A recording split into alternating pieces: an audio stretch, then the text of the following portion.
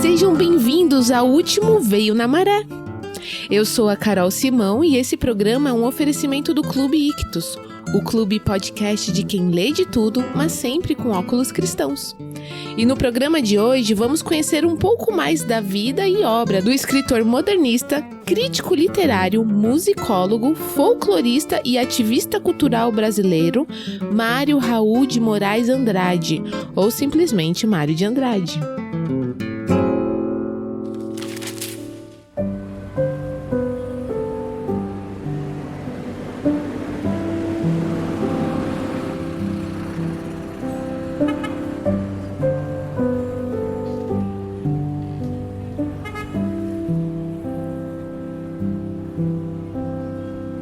Nascido em 9 de outubro de 1893, na cidade de São Paulo, Mário de Andrade era de uma família humilde e possuía 2 irmãos.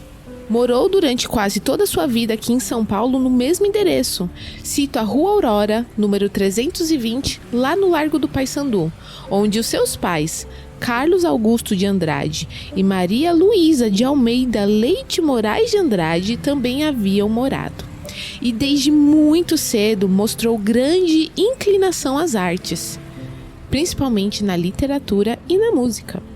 Foi durante a sua infância que ele aprendeu piano, sendo considerado um pianista prodígio, e acabou sendo matriculado no Conservatório Dramático e Musical de São Paulo em 1911.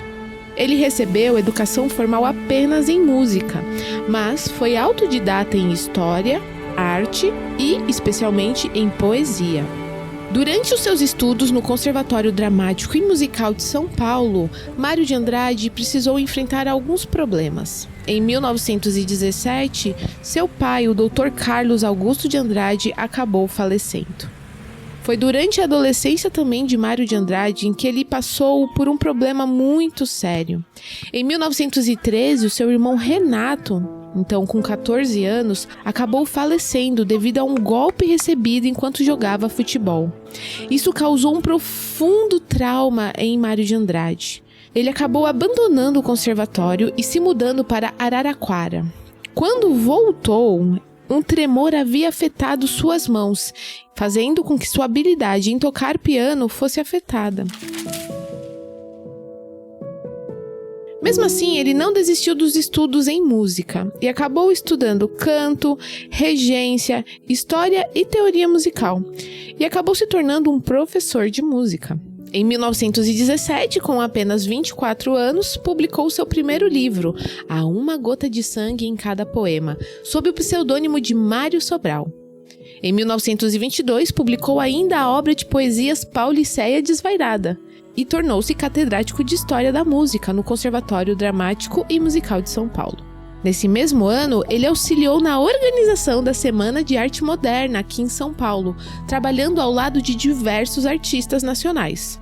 Com Oswaldo de Andrade, Tarsila do Amaral, Anita Malfatti e Menotti Del Pitta, eles formaram um grupo modernista que ficou conhecido como o Grupo dos Cinco. Em 1927, ele finalmente começou a se dedicar ao seu grande prazer, a literatura, e publicou a obra Clã do Jabuti, que era pautada nas tradições populares. Nesse mesmo ano, publicou também o romance intitulado Amar, Verbo Intransitivo, onde ele criticou a hipocrisia sexual da burguesia paulistana. Mário sempre foi um grande estudioso do folclore, da etnografia e da cultura brasileira. O resultado disso nós pudemos ver em 1928, quando ele publicou sua Rapsódia, o romance Macunaíma, uma das grandes obras-primas da literatura brasileira e que teve um diário de leitura todinho dele aqui mesmo dentro do Ictus Podcast. Essa obra foi o resultado de anos de pesquisa e que reúne inúmeras lendas e mitos indígenas da história do herói sem nenhum caráter. Os anos seguintes foram marcados com muito trabalho. De 1934 a 1938, ele trabalhou como diretor no Departamento de Cultura do município de São Paulo. Em 1938, acabou se mudando para o Rio de Janeiro e foi nomeado catedrático de Filosofia e História da Arte e também diretor no Instituto de Artes da Universidade do Distrito Federal. Em 1940, ele acabou voltando para São Paulo e começou a trabalhar no Serviço de Patrimônio Histórico e Artístico Nacional, o SPHAN.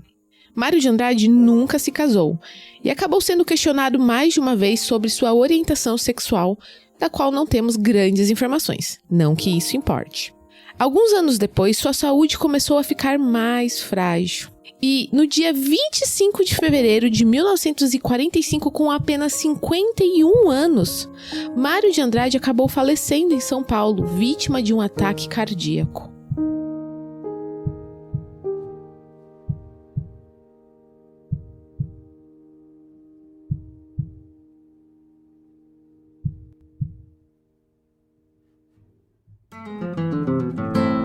E aí, gostou?